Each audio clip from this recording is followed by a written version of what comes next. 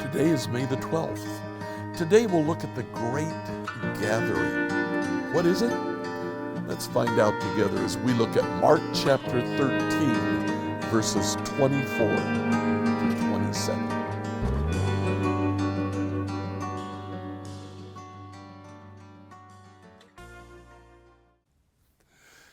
In today's passage, we'll get right into it.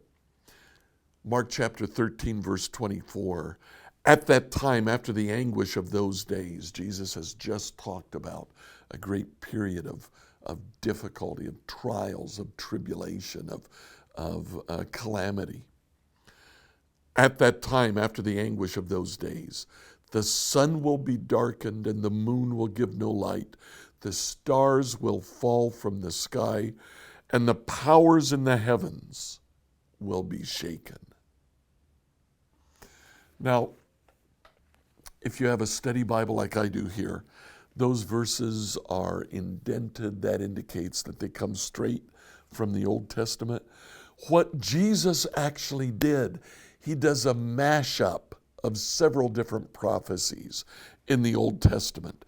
The sun will be darkened and the moon will give no light comes from Isaiah chapter 13. In Isaiah 13, if we start to read in verse 9, we see this. For see, the day of the Lord is coming, the terrible day of his fury and fierce anger. The land will be made desolate, all the sinners destroyed with it. The heavens will be black above them.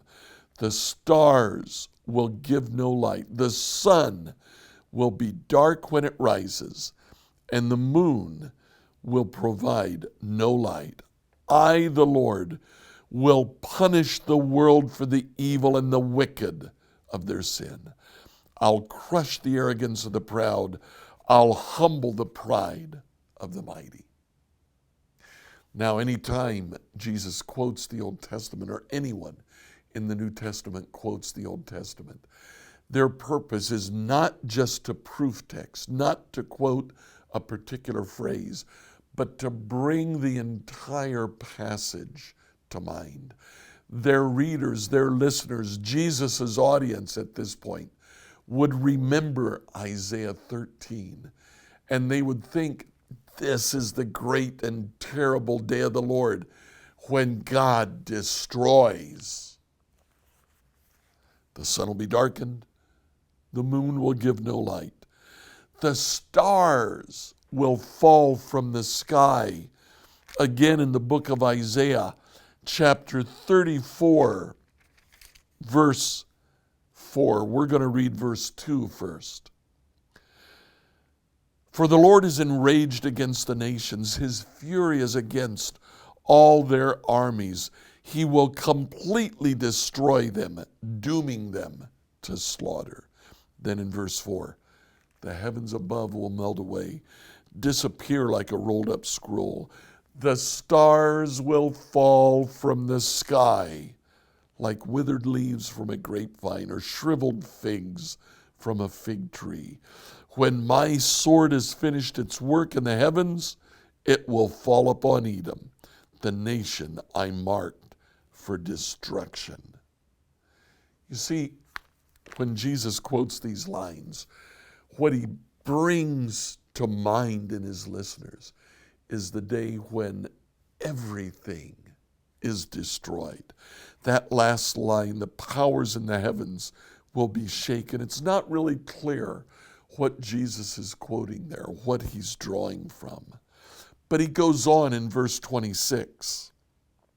He says, then everyone will see the Son of Man coming on the clouds with great power and great glory, and he will send out his angels to gather his chosen ones from all over the world, from the farthest ends of the earth and heaven.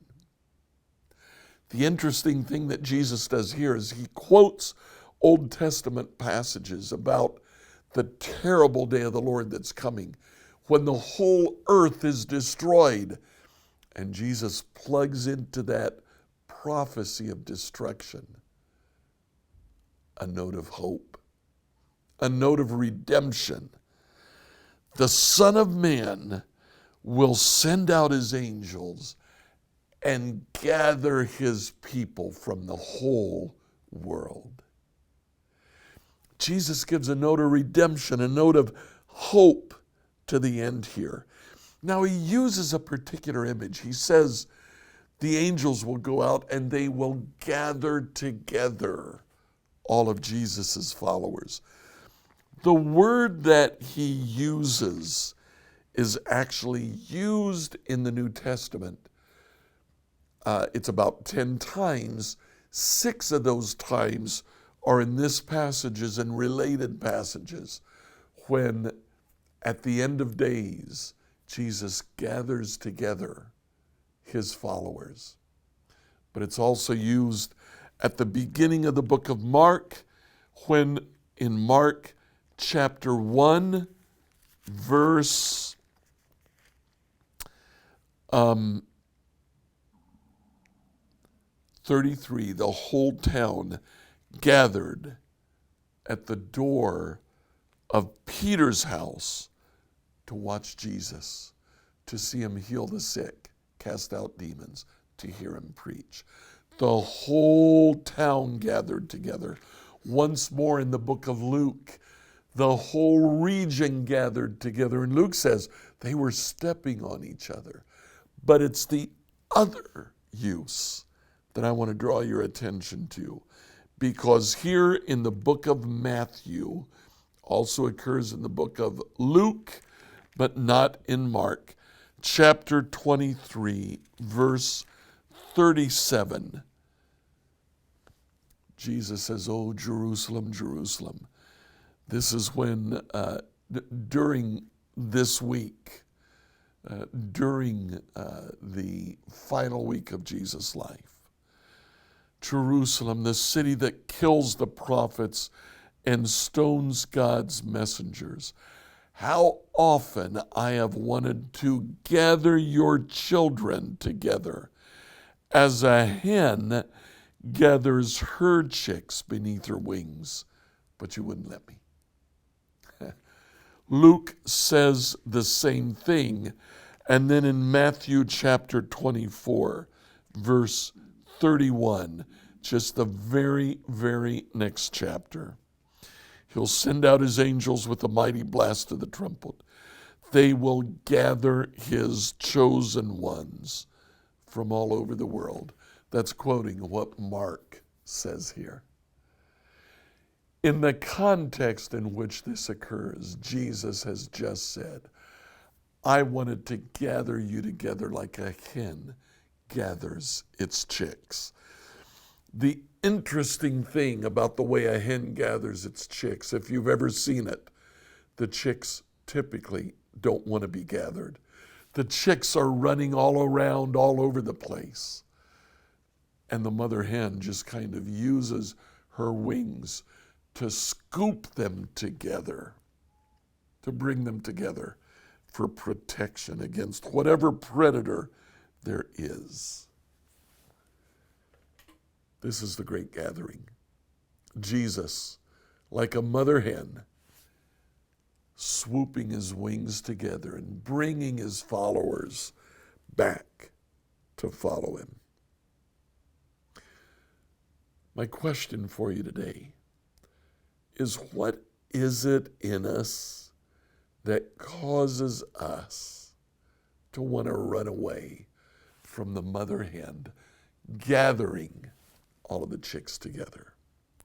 Today, think about what it is in your heart that makes you not want to be gathered. Turn that over to him and look for the gathering wings of the mother hen.